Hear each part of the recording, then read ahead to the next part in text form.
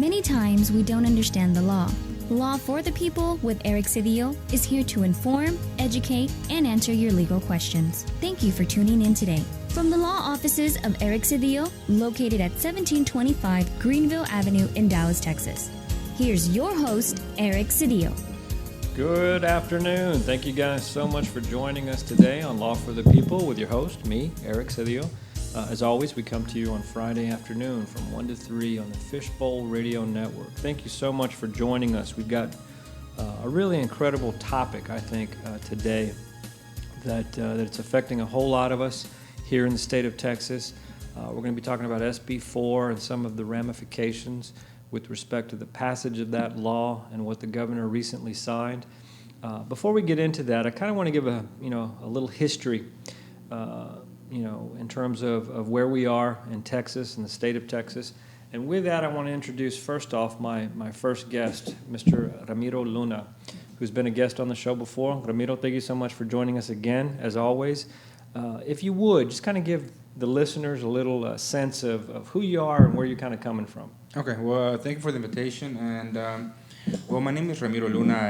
I'm a long-time organizer and activist. I began in the Green Movement over a decade ago, organizing here in North Texas, specifically around Dreamers.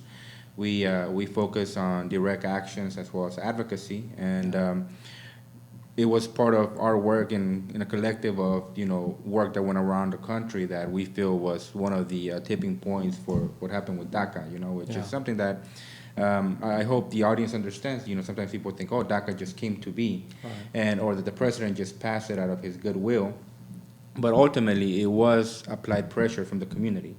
Because the reason why I mentioned that is because that's going to be something that I'm going to eventually be evoking from our audience or the community in general. Yeah. How are we going to, challenge SB4 in the future? What are our next steps moving forward? Well, let's talk about that real quickly. What is DACA? What is it? What is it you think, the movement kind of had an opportunity to do in influencing the president? Because it was an executive action by the president. Talk a little bit about what it was, what it did, and kind of the context in terms of maybe total immigration reform, and then kind of that executive action, how it kind of came through.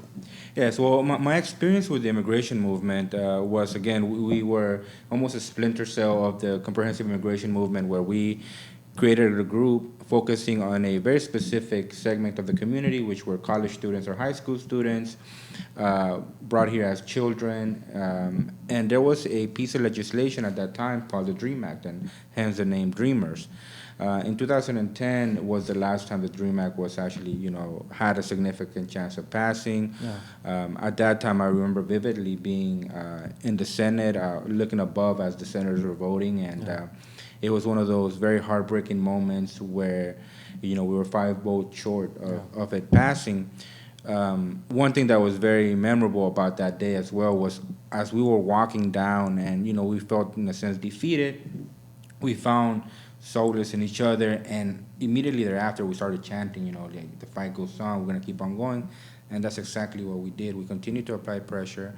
Our target ended up being a different person. It wasn't just Congress, it was also the president. Right. And that's whenever we started also, in a way, making people aware of the massive deportations and also the Dreamers that were being deported at that moment. Eventually, something toppled, and the president signed on to deferred action, which basically it's almost a watered-down version of what the DREAM Act could have been. The reason why I say that is because there is no path to citizenship or permanent residency, but it does grant us 2 years for us to be living here, granted with a work permit, being able to be free from deportation. Yeah. To us, it's been life-changing for me. One thing that I was able to do was to use my skill set in a more ambitious way, because I was able to just be able to say, hey, you're not going to have to pay me under the table anymore. Yeah. I can go into campaigns or organizations and say I have a skill set and I'm here leveling the playing field. And basically what deferred action did was that it's temporary residency for 2 years. With a temporary residency, again, you're able to get a work permit, you're able to get a driver's license, which is life-changing. Yeah. I mean, it's, a lot of times people think, oh, work permit, driver's license, but it's much more than just that. It's mobility. It's us giving us identity to be able to have a permit with our name on it. It's also being able to go and get jobs much more freely. Yeah. Ramiro, in all honesty, I know it's difficult for people who've always had, the ability to kind of say, hey, look, why would I have any fear of talking to the police? Why would I have any fear of this? Why would I have any fear of coming up in front of a governmental body or some other thing? Explain, if you can, what it was prior to your receiving DACA. What it was. You talk about the change that happened when you received it. Explain, to the listeners what it was like, having that fear, not having a Social Security number, not being able to have a driver's license, even though you may have driven or had to be forced to drive. Exactly. There's a whole lot of people are having to do that currently. There were a whole lot of people doing it before DACA. If you can, try to put that into words in terms of what that meant. Yes, I mean, for a very long time, to be quite honest with you, I believe I suffered from depression because of this, unjust system that we had to live by. Yeah. I mean, it's something that plays more than just, the documents. I mean, even the term that they used to define us by, illegals. I mean, imagine having this, term that as a child or as a young man, you're like, I'm not even supposed to be here. So it does bring in a lot of fear. Even I remember distinctly whenever I applied to go to college, for example, and trying to navigate the system of like, am I gonna give them this number that I don't know, that may not belong to me? How am I gonna be able to even apply to college? We have to make ends meet. So a lot of times it was disheartening knowing I know how to do more than what I'm being paid for, or I know I can do more than this, but unfortunately there is no pathway for me to be able to even use a degree that one day I will earn. So it was, and even the fear of deportation, which is more than this unwarranted paranoia. It's a very legitimate fear because I felt it myself. Right. At an early age, whenever my father was deported, and understanding how that just has something, it carries with you the rest of your life. Whenever you know that your family structure, your safety net is taken away, as well as having to to be separated from my mother for 20 years, and my story echoes hundreds of stories along across the country. There were we had students out of UNT even that were deported. So it was things that were going on that were a very legitimate fear. The Dreamers at that moment also were a different brand of organizers because we were educated in understanding the system a little bit more, and we were more daring because we felt like we are Americans. We've been here all our lives. This is the only home that we know. Yeah. Why aren't they not letting us be equal to everybody else? So, and I think it's also that sense of, whenever you're not treated as an equal, whenever you feel that you're lesser, you're a second-class citizen, and not even that because you're not even a citizen. Yeah. So I think it was something that definitely played with our psyche in the sense of understanding we're here in a very uncertain place. We don't know how long we have a chance to stay here on a year-to-year basis. Yeah. Even being able to plan out ahead and say, okay, in 4 years I'm going to get my degree, then I'm going to focus on gaining this career. In my head, I'm thinking, in a year, I just hope I can stay here, that something doesn't happen that's drastic. At that time, SB 1070 was coming to birth, and that was also even changing us and adding another level of paranoia, because you're thinking, is this going to be something like a disease that's going to spread? And foresight, I think it's something that we're almost in the midst of now with SB4. Yeah. You talk about 1070, the Arizona law that came out in about 2010, and that's kind of the crux of what I want to kind of get at. So setting the scene back in 2010, Barack Obama comes in 2008 saying, immigration reform is, up high on my list. Rolls out Obamacare, kind of puts immigration on the back burner. And with that, in 2010, at the very least, there's some movement. We have this possibility. We have the potential push for immigration reform. Doesn't happen. He makes concessions, executive action, executive authority in terms of the bringing out or rolling out DACA. But of course, prior to that, you had a situation where some of the states were already moving towards this tighter, immigrants are bad, we're going to keep them from coming in, we're going to get rid of them, all of these things. At the very least, Obama deported about 2.5 million people during his tenure, more than any other president had ever. And it wasn't until the end of his term that he actually started changing the way in which he approached it and started saying, well, we're only going to deport the criminals and the serious crimes, things of that nature. But at the very least, we had a federal government, including a Justice Department, that was at the very least, not totally out to get, not totally out to degrade, not totally out to impart fear among our communities. That was mainly the states. We had a lot of states that were popping up and doing these things, and it was actually the Justice Department that was fighting back. Exactly. So in that context, 2010, Arizona rolls out what was probably the harshest immigration laws at the time. Give us a little context, a little background of what that was and what your kind of role in fighting against that was. Yeah, so SB 10, and what happened in Arizona to me seemed like a perfect storm, for example. You had Governor Jan Brewer, who was this, heinous anti-immigrant governor. You had the Senate President, Russell Pierce, who was, dead set on passing anti-immigrant legislation, and that being like his rally cry.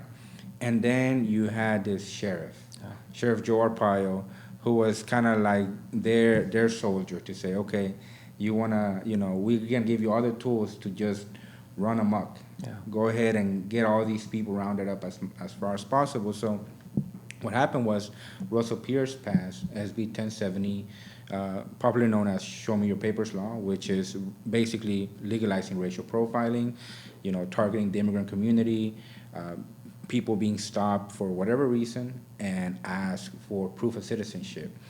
And it was one of the, whenever it came to be in Texas, we heard of it, and at that moment, I felt like, wow, this is where the fight is at. Yeah. At that time, I was also a young man, much more, radical, and I felt like this is my call. Like, if I'm supposed to help a community, let me find a way to get there.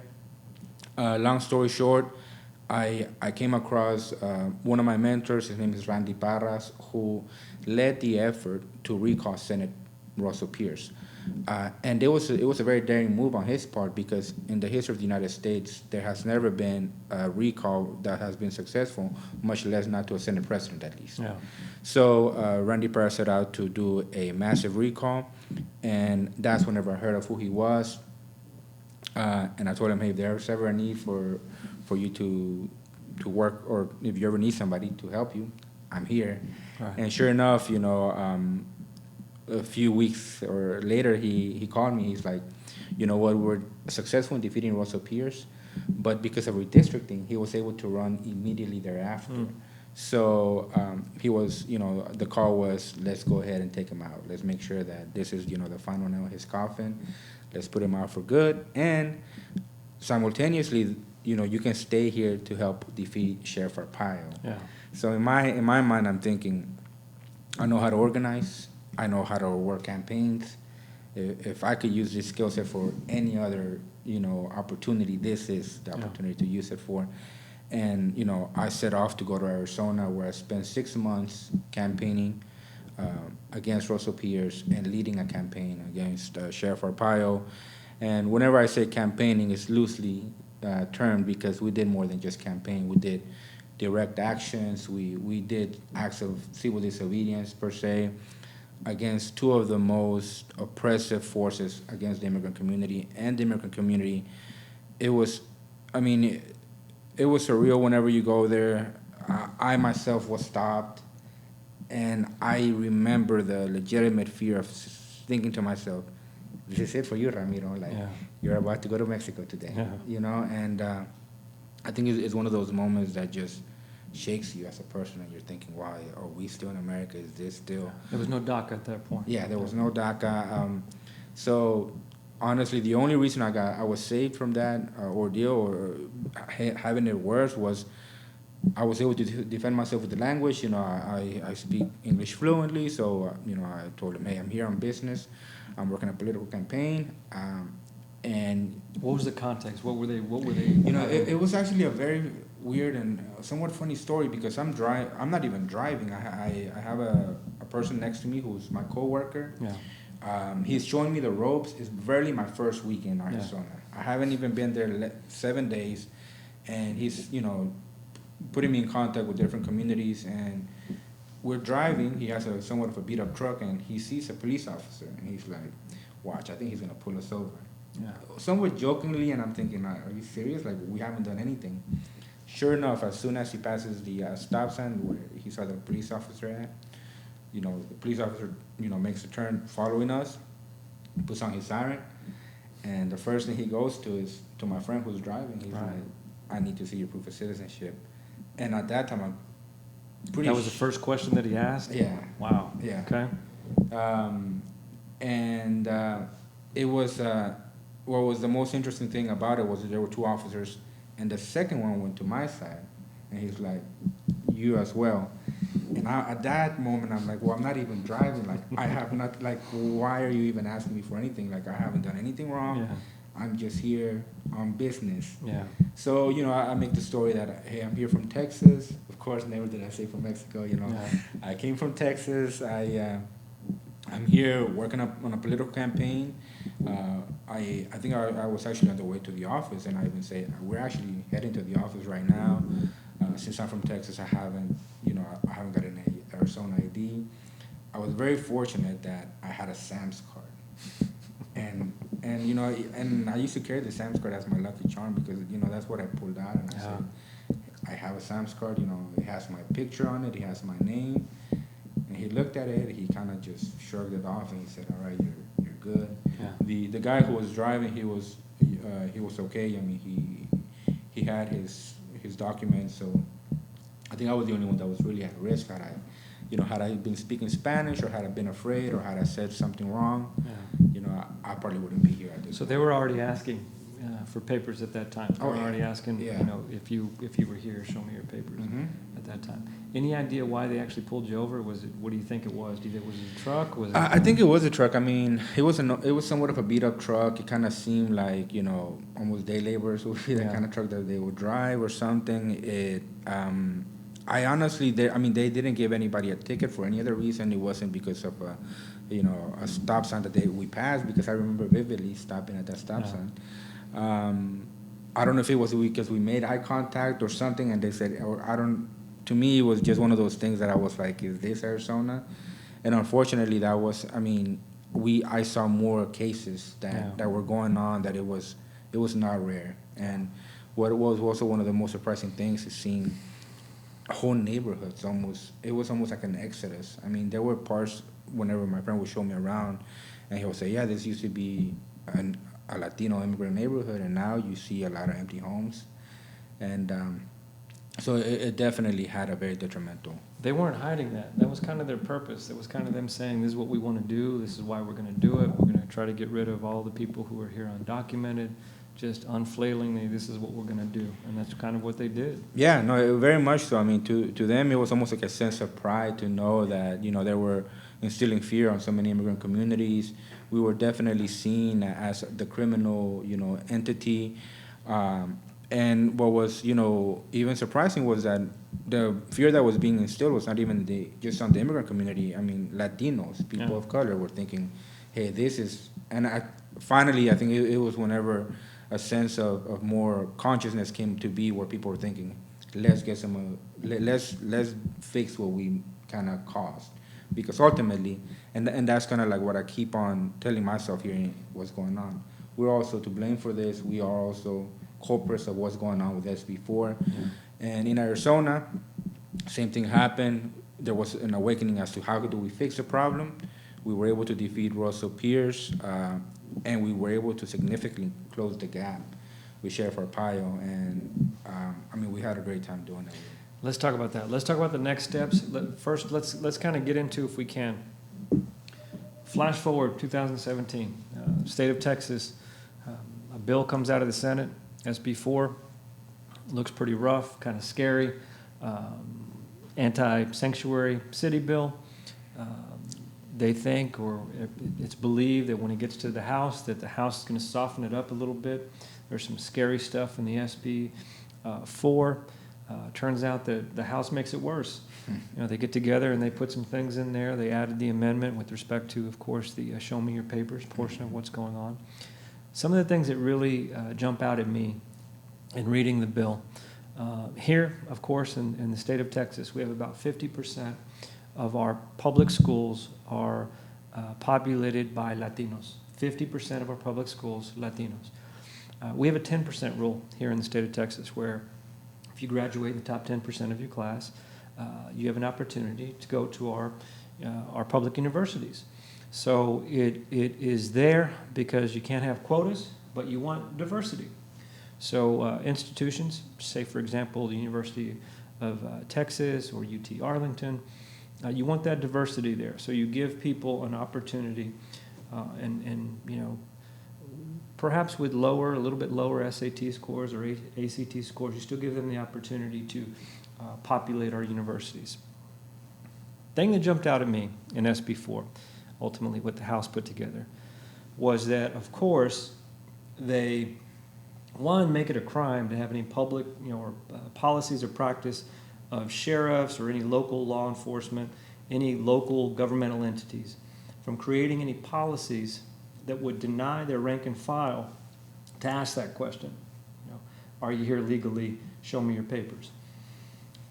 But what they do with putting governmental entities directly on par with campus police departments, they define what campus police departments are. They define what, these local, this all kind of came out what we thought Governor Abbott was suggesting from the ICE detainers. Telling the sheriffs, hey sheriffs, you'll need to all adhere to the ICE detainers. So if you've been arrested and you're in custody, then we want to make sure we know whether or not you're here legally, because if you're not, then we're going to deport you. That can be bad enough if you're getting arrested for, tickets or some other thing. You've been here for years and years, contributing to society in a very positive way. You've been arrested, but at the very least, at least there's a connection. Of course, we have immigration, we have ICE, we have an obligation to, maintain our borders and do some other things. And if you're talking about criminals like Obama was, and you're talking about serious felons, absolutely. Hey, man, if you're undocumented and you're serious, been convicted of a serious crime or some other thing, it's understandable at the very least that person might at the very least be subject to deportation. But for it to go from that to where they're creating this fiction that we're having problems on our campuses, I'm assuming, with what? Undocumented that are committing crimes? It makes absolutely no sense. And all it does for me is kind of expose what it is they're really trying to get at, which is to quell the opportunity for Latinos to attend higher educational institutions. Back in 1975, our Texas legislature passed a law that said we're not going to, local school districts, you don't have to educate undocumented. You don't have to do it. Or if you decide to do it, you can charge them for doing it. That was 1975. That, of course, went up to the Supreme Court in Plyler v. Doe. You can't do that. That is wrong. Supreme Court said you can't do that. You must educate those individuals who are undocumented. It violates the 14th Amendment not to do it. So what we're seeing in 2017 is really 1975 all over again, but at the higher educational institutional level. It's what we're seeing. Why would they include, these campus police departments? But they have. That's the main thing that kind of jumped out at me. What happened in the House in the 11th hour was the House Freedom Caucus, Schaefer out of Tyler, adding the Show Me Your Papers portion.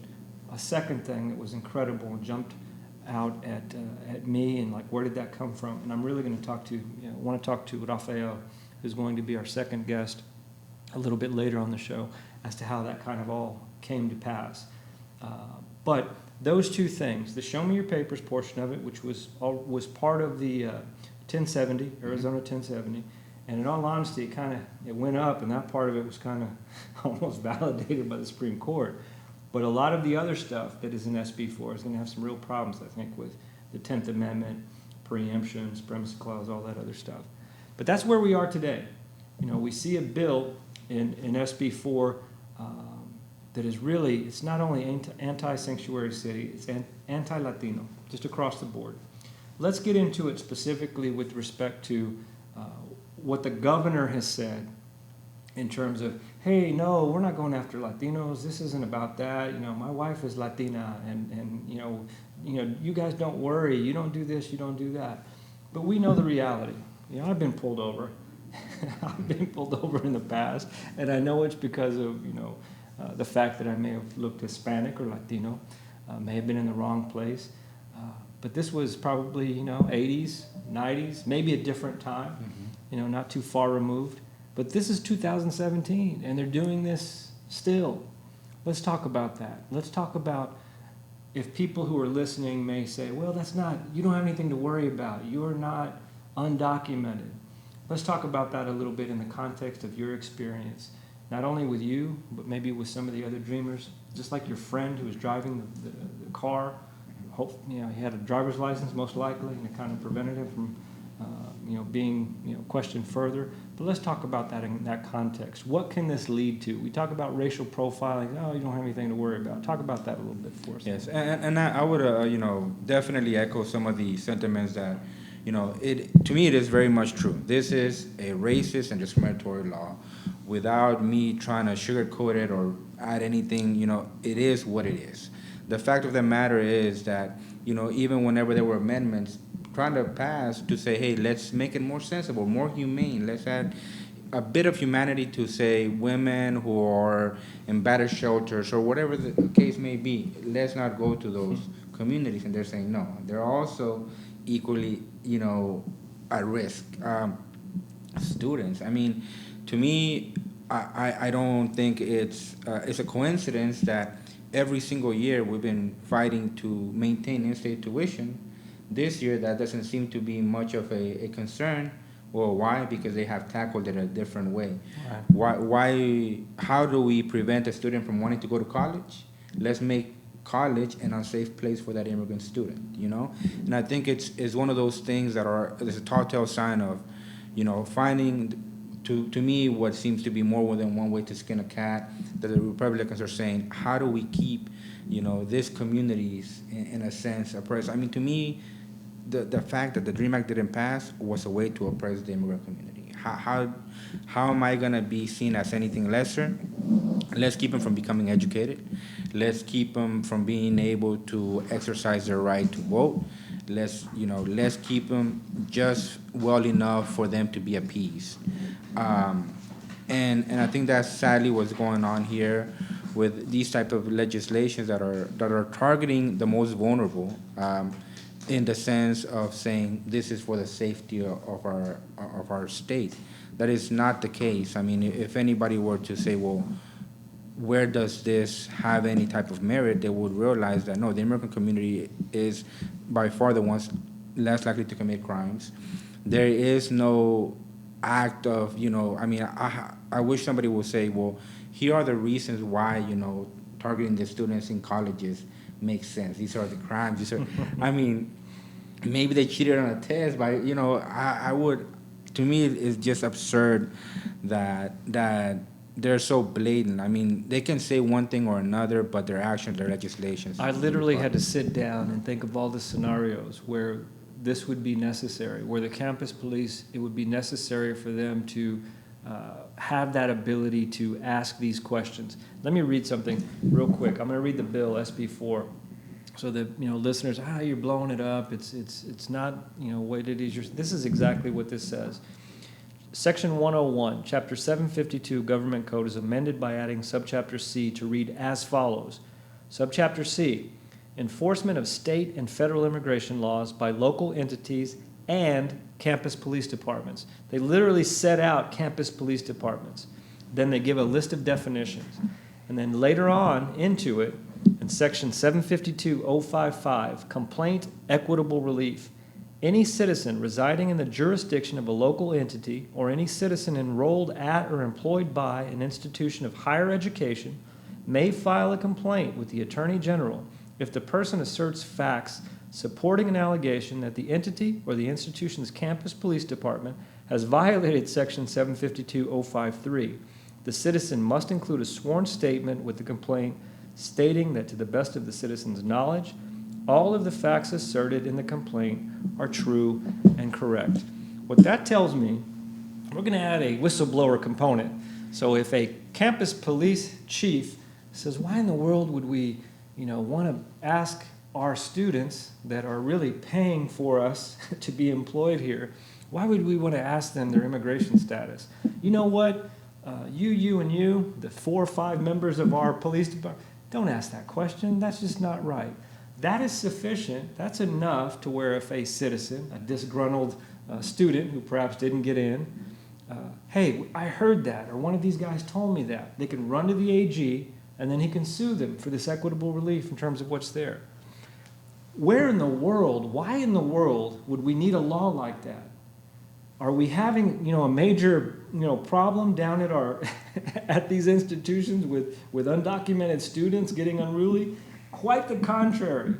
Some of our best and our brightest coming out of our public educational systems are DACA recipients, are the undocumented, and it's really a small percentage of the student population here in the state of Texas, but it's there. What I think even beyond that, it provides a quelling of Latinos in general. Why in the world, if I have an opportunity to go to just about any college that I want to, I'm a Latino, I'm a U.S. citizen, I've been here for generations and generations, why would I go to the University of Texas where that's going to happen and not go to Stanford, not go to Penn State, go someplace else? This is ridiculous. I don't want to have anything to do with that. This is all part and parcel of a plan, just like you're saying, a plan to quell, our Latino population, discriminatory in nature, and I don't even think they're trying to hide it all that much. Yeah. I really don't. I mean, it's hit me in the face. I just would hope that it would hit more people in the face as to what's happening. Very much so. But a lot of us are just kind of putting our head in the sand. Okay, well, that's going to happen, and it's for the safety of the community. Let's talk about that. Mm-hmm. Let's talk about SB 4 in the context of it's safer for our communities, specifically with these ICE detainers. An ICE detainer, of course, is a civil request by immigration to a sheriff saying, hey, sheriff, we have reason to believe that the person that you're holding, Jose, for example, may be someone who's undocumented. When he is subject to release, meaning he's spent the time that you can have him there or he's made bail, let us know, hold him, and we'll come pick him up. That is ripe for Fourth Amendment violations. How a sheriff on a civil detainer can hold a prisoner for an extended period of time without a right to do it, not on a criminal detainer. If this was the federal government saying we have issued a criminal detainer, that means a judge or a magistrate heard it, probable cause to hold that individual, completely different. They're going to honor all the criminal detainers that they have. This is a civil detainer saying do this, and a whole lot of sheriffs have already been sued because of it. You're violating these people's rights. If you don't have a right to hold them, you can't do that. That's unconstitutional and illegal. This is why you see some sheriffs saying, well, one, this is voluntary. Federal government is telling me it's totally voluntary, and it's a civil detainer. Well, shoot, man, why are we going to honor these if they're going to subject us to being sued? Why would we do that? Yet a lot of our sheriffs here in the state of Texas, we honor those detainers at over a 90% clip. We honor those detainers, meaning we hold these people anyway, even though they're just civil detainers. That was the impetus. This is what the governor purported at the beginning of the session, saying that this is why we're doing it. We want to make sure that we go into those jails, and if someone is deportable, and we have serious felons or people who've been convicted or arrested for felonies, we're going to have them deported. At the very least, that kind of makes sense. We want our communities to be safer. For that to go from there to what we have now in SB 4, truly discriminatory intent, impetus, emphasis, everything else that is coming out. You put it in and it comes out this, which is totally beyond me. But let's talk about that safety and those safety concerns.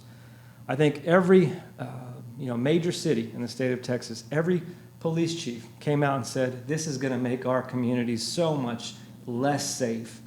The reason being, mainly because lots of people who can be victims of crime are going to be incredibly scared to go to the police, because then they start asking me questions about, who I am. Man, I'm not going to call the police. I'm not going to do this. What I want you to kind of give us, Ramiro, and that's kind of what I was kind of inching towards earlier, in terms of how you felt, before DACA, how you felt after, kind of the freedom, the ability to kind of speak. I mean, I would imagine when you were being pulled over that day, you must have been, scared out of your wits. You said, I'm heading to Mexico. This may be the day that I'm going. Talk about that a little bit, if you can, in terms of a context where, someone could, feel like, I'm not going to go to the police. That's the last thing I'm going to do. I'm not going to report, I'm not going to call the police on this person. That person's, they may turn this around on me.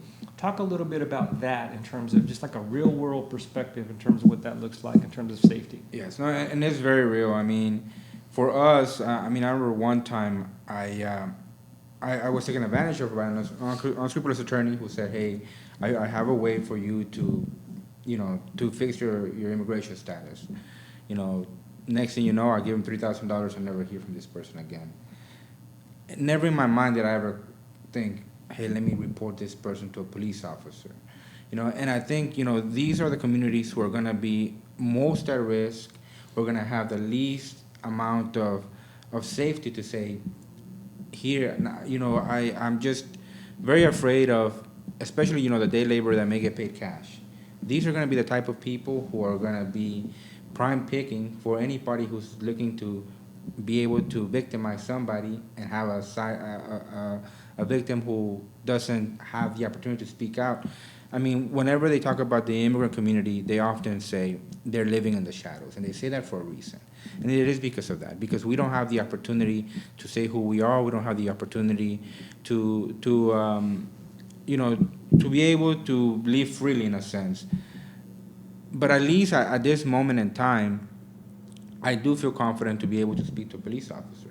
To be quite honest with you, if this legislation is enacted, come September 1st, even myself, even me as a person, even somebody that has deferred action, I still don't even want, whenever I was in Arizona and I would see a police officer, I would literally tense up. Like it was something that it was just kind of like a reaction, an automatic reaction. And to me, one of the most, demeaning things about this legislation is just that, is how are you going to allow somebody to feel fear based on, even as a man, how am I going to let another man still instill fear in me as a person? For not doing anything wrong, just for being the person that I am, and to see somebody with a uniform and automatically be afraid because this person, for whatever reason, can say, are you okay to be here? Yeah. And now, whether you're immigrant or not, just because you're brown, they can say, hey, are you supposed to be here? And I think it's not going to be until, a person who's going to the gym, who doesn't carry his wallet or whatever the case may be, gets pulled over and says, well, I don't have any documents either, that they're going to start feeling the same fear that we feel, because they're going to have to go through the same process, or at least have to stay, while the process is sorted out. And again, I've seen it happen in Arizona. I've seen families be separated there. And I am very much afraid of what's going to happen here in Texas. Come September 1st, I really hope that our community understands the gravity of the situation that we're in because of it before. Yeah. Governor Abbott relatively recently goes on social media, says, you guys don't have anything to worry about. These are just, there's no reason, my wife is Latina, I wouldn't never want that to happen to her. Well, good luck with that, unless you're with her, Governor, because that possibility is just there. Because I want people to just think about this in terms of how you would even ask that question as a police officer. Why would you ask somebody, based on the information that you would have in pulling somebody over, if it wasn't based on, perhaps you talked about speaking English well, if they have an accent, they look Latino, those would be prime reasons, I would imagine, that any police officer would think, maybe this person isn't in the country legally. Let me ask him. Are you going to ask the Anglo with the blue eyes and the blonde hair, hey, are you in this country legally? Maybe if they had a German accent or a Russian accent, they might ask them. But think about the reality of that context. Or even asking that question of someone who did speak English very well. Well, hey, man, you still look Latino. I'm going to ask you that question. And this is what the Supreme Court kind of said. They said, yes, there's nothing unconstitutional about asking the question, but you better believe that there are going to be lawsuits that will come out of this based on the racial profiling component of it. How else, unless you're asking every person that you pull over, to show you the papers or show you what right you have to be in this country, unless you're asking that of everyone, who are you going to ask of the people that you aren't asking everyone? It's going to be those folks. It's going to be those people who look brown. It's going to be those people of color. It's going to be the people with the accents. That's just the reality of it. And you better believe that there's going to be multiple lawsuits based on violations of that 14th Amendment. That racial profiling is going to pop up. So that's where we are. It's a very scary thing. You talk about September 1st is when the law is to go into effect unless something happens. There's been a couple of lawsuits that have been filed, of course. Governor Abbott rolls this thing out, signs it on a Sunday evening, and then the state of Texas sues Austin and the mayor and Maldef either that night or the next morning, asking for a declaratory judgment, basically trying to show that it's constitutional. Peremptory strike that was just, ridiculous to me, especially suing Maldef. What exactly are you suing Maldef for? They're not even part of any of this stuff. If you're talking about anti-sanctuary city, I guess I can understand the city of Austin if that's what you feel they are. But how in the world do you sue the Mexican-American Legal Defense and Education Fund when you're the ones who put this into place?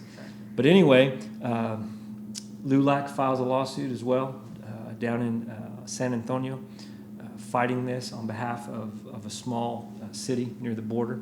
So we'll see how that plays out. A number of other cities, Dallas, El Paso, San Antonio, have talked about the possibility of joining in the effort.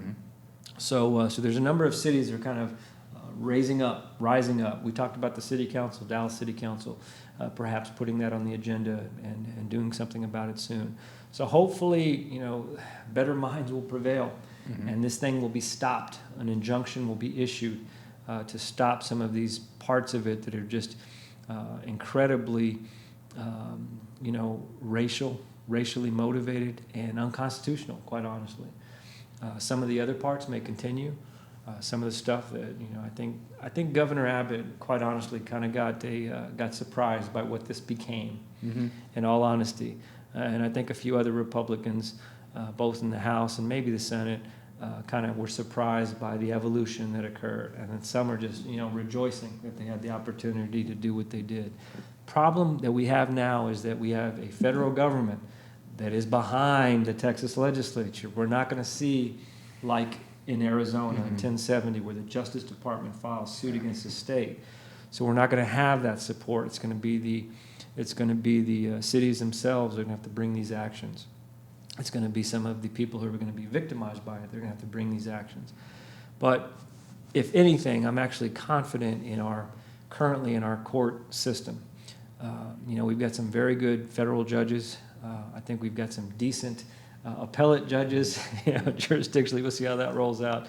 And then when it makes it up to the Supreme Court is why I say it's so important. The presidency it really is about the appointment. The longest lasting legacy, of course, is the appointment of Supreme Court justices. So now we're going to have an opportunity, I think, at some point to see maybe this going up to the Supreme Court and then seeing how the justices rule on this stuff. But crazy stuff in terms of what's happening currently. But I'm going to bring you back in a few minutes, Ramiro. We're going to talk about some additional things about what we see on the horizon. But before we do that, let's go ahead and take a quick break, and we'll be back in about 3 minutes. Thank you guys so much, and be sure to return.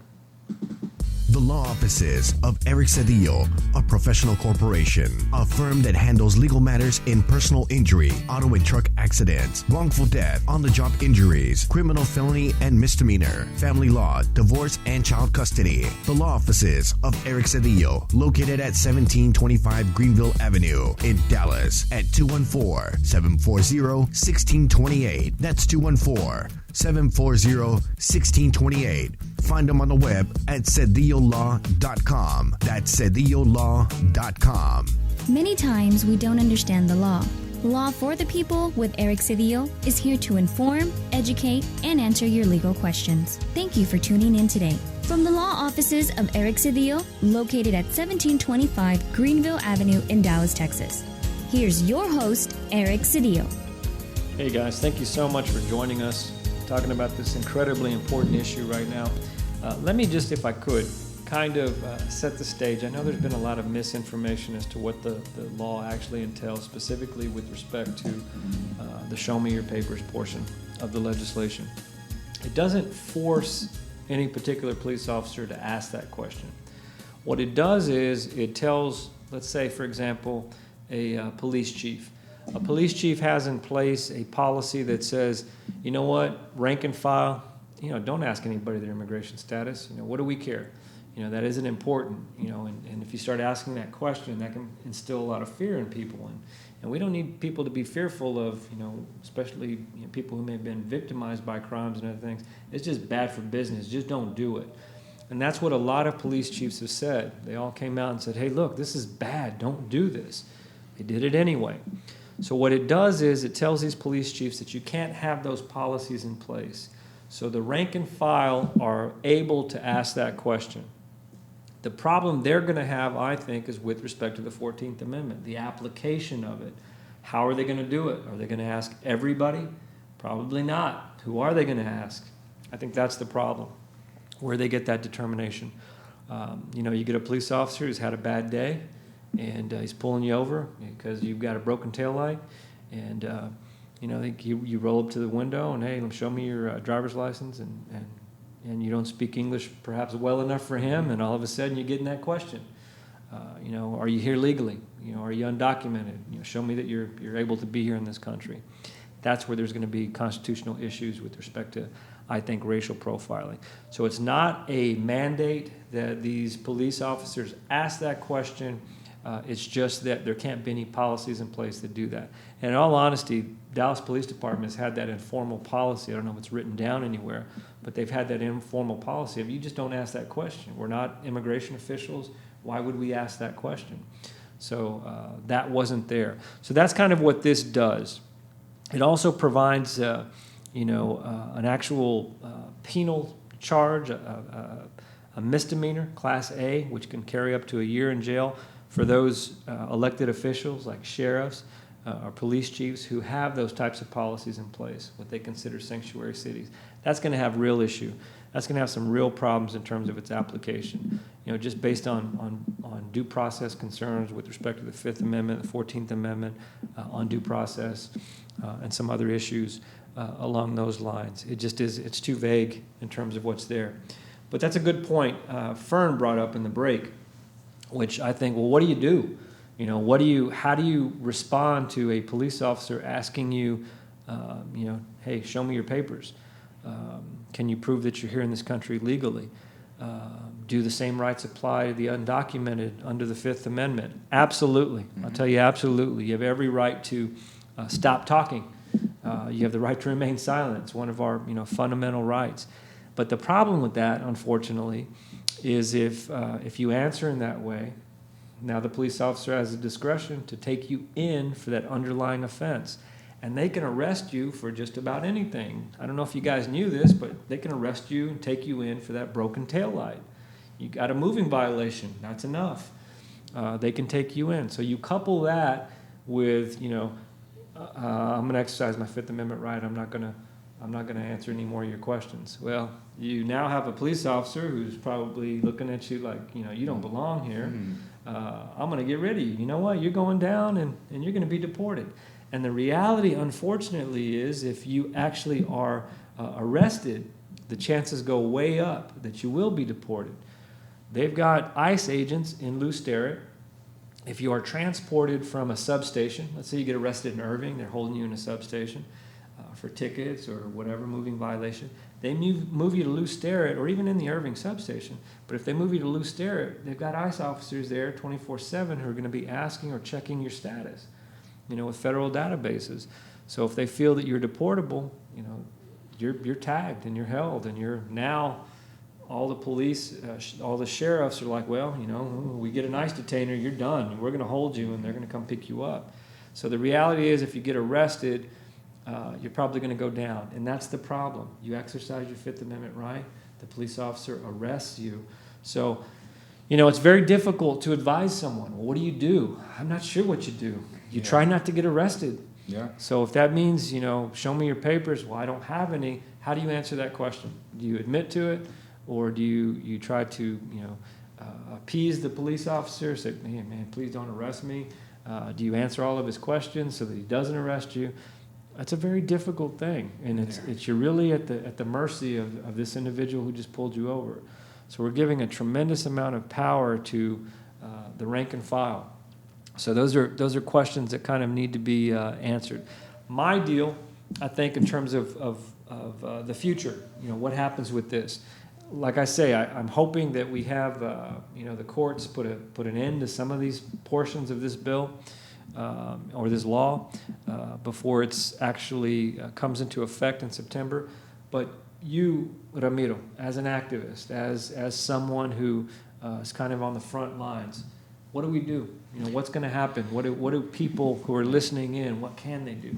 Yeah, to me, I think right now our fight comes in two different fronts. One of them is having as much knowledge as to what's going on, having as much knowledge as to what it is that they can expect, and arming themselves as much as possible. I mean, it is disheartening that it has come to this, but the fact that we have to have know your rights training with a component of what would happen in the case that you have to have a power of attorney, and those are going to be the things, like I said, that I feel very sad to have to show a mother, okay, if you get deported, this is what's going to happen to your child.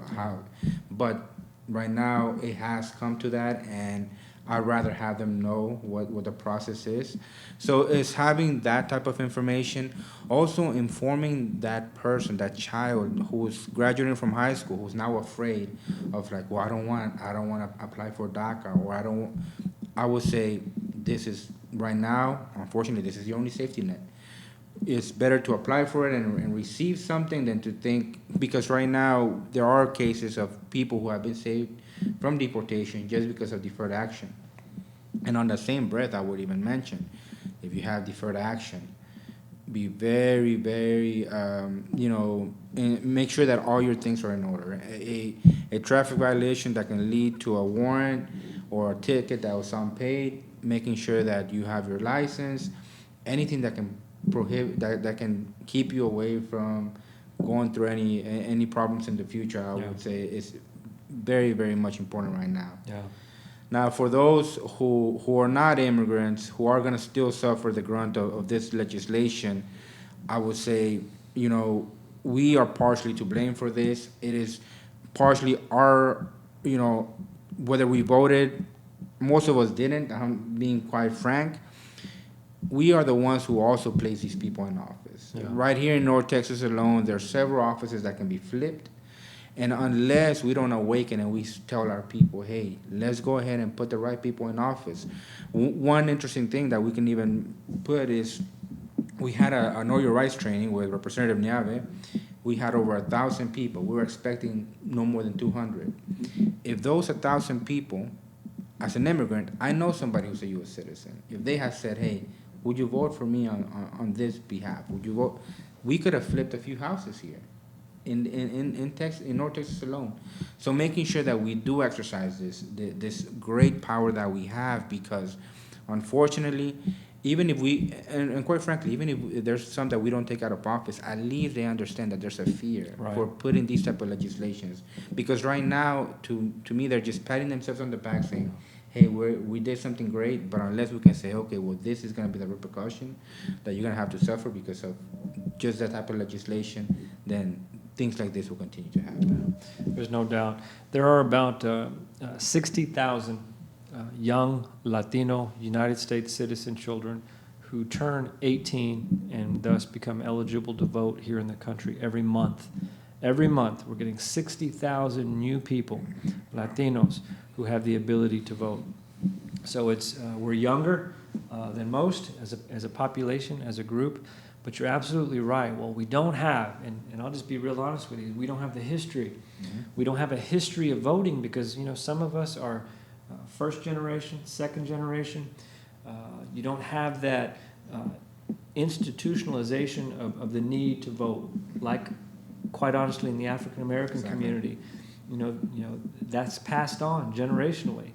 When they were told during Jim Crow, you will never vote, or, let me see your money to come vote, the poll taxes, the lynchings that would occur because of, them trying to exercise their right to vote, you better believe they take that, sacrosanct. Exactly. It's incredibly important for them. It needs to become important to us. And in all honesty, when you don't have parents who emphasize that because they've never been exposed to it, I'm just trying to make a living and support my children, and I'm not voting. That isn't even something that I'm thinking about. But you've got United States citizen children who can vote and will vote when they're 18. You've got to be 18 and a U.S. citizen to vote. That's kind of it, here in the state of Texas. So for all those who would say, well, I'm not sure what it takes, I'm not sure, you register to vote, and that registration is good. Unless you move, then you go register again. You don't have to register every time, a new vote comes in. If you haven't moved, it's the same thing, and you're still on the rolls and everything else. Don't be afraid to exercise your right to vote. One, don't be afraid to look dumb because you're not sure about the answers. It's so easy for apathy to set in. It's so easy, I'm just not going to worry about it. I'm not going to worry about this. But you see what happens when we don't exercise that right to vote. You see what they can get away with. And in all honesty, this is exactly what we're seeing. Yes. The last 3 cycles, the last 6 years, they've been talking about something like this, but it never came to pass because you would have, the business community kind of come in and say, hey, maybe we don't really want this. Maybe we don't really want that chilling effect. But you talk about perfect storms, the perfect storm hit. And what we don't have at the federal level is support like we had under the Obama administration. And honestly, I would say there's so many communities under attack right now.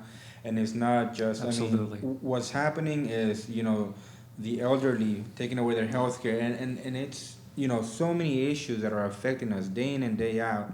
But we haven't yet made the connection of the power that we hold. And even as far as Trump, it's things of this nature that we're in this terrible place, and it's not because of the politician.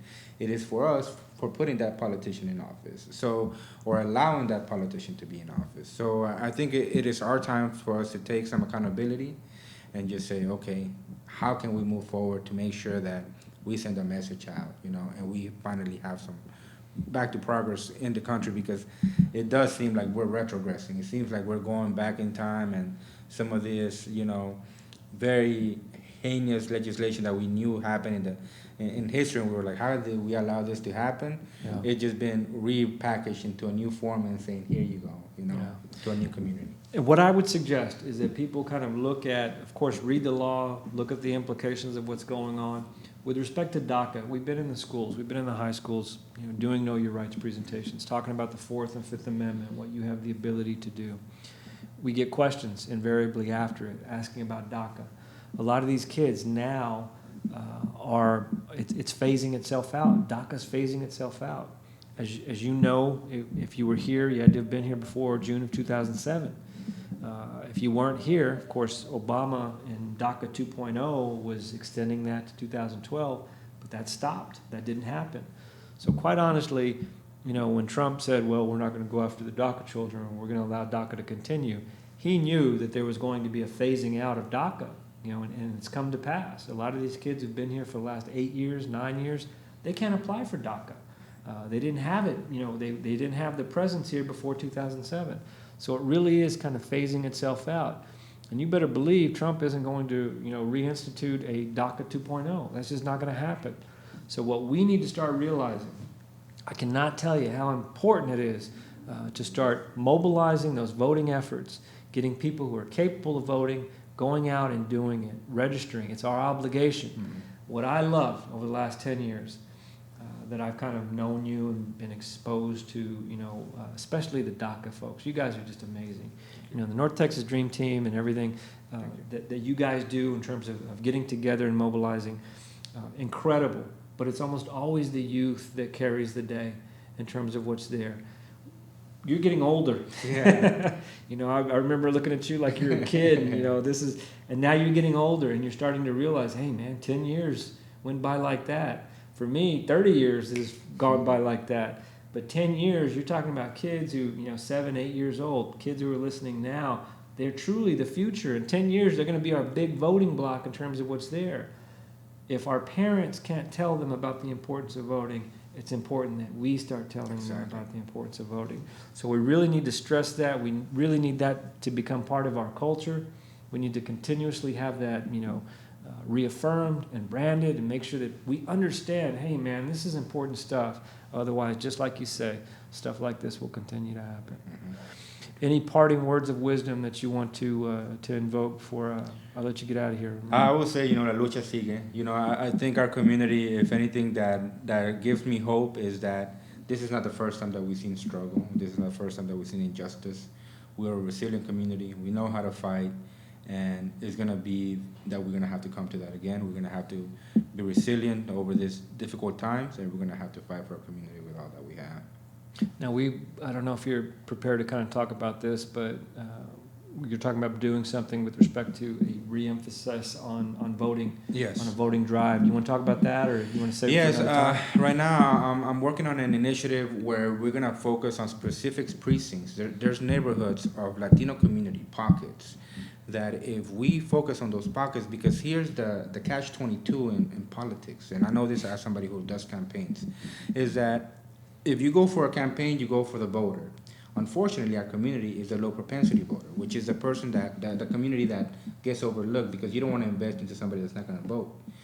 Well, that's kind of like the reason why we keep on going the same cycle of us not being tapped into and asked to vote. Right. Well, if we do a reverse campaign, and we campaign during off-election cycles to focus on the low-propensity voter, to really engage them, to give them the learning or the information component as to how politics is tied to them. I feel that we can offset elections, and I say that because I come from that. I come from Arizona. The second time I went there, it was to put 3 people in office: one in Congress, one as a county commissioner, and one as a House representative. Under the same tactic. Let's go into the communities who are underperforming. Let's create a very ambitious issue-based campaign. And if we do it strategically, we can offset these elections. Well, what happened this last time I went to Arizona was that we put all 3 in office. And I feel that we have the potential right now, especially because we have this galvanizing issue, that if we just do a survey and tell people, do you believe in racial profiling? Do you believe in SB4? They'll say no. Do you believe in this person that voted for this bill? Would you vote for him again, or would you vote this time? Right. People will finally be like, oh, okay, makes sense now. Yeah. Because unless you keep on telling people, hey, would you vote for the state representative? Well, I don't know what the state representative is doing. Right. This state representative has no effect on my life. Well, now they know that it does. Yeah. All right, Ramiro, thank you so much. Really appreciate you coming out today. Thank you, brother. Shake your hand. You guys stay with us. We're going to have Rafael Anchia, state representative, come and talk to you guys about SB4 specifically. We're going to ask some questions. What happened? What happened down on the floor? We're going to play a little video of him talking to his colleagues at the time, and then get his kind of response in terms of what was there. So please, you guys rejoin us in about 3 minutes. And as always, listen on Fridays to Law for the People. Thank you very much. Thank you. The law offices of Eric Cedillo, a professional corporation, a firm that handles legal matters in personal injury, auto and truck accidents, wrongful death, on-the-job injuries, criminal felony and misdemeanor, family law, divorce, and child custody. The law offices of Eric Cedillo, located at 1725 Greenville Avenue in Dallas, at 214-740-1628. That's 214-740-1628. Find them on the web at cedillolaw.com. That's cedillolaw.com.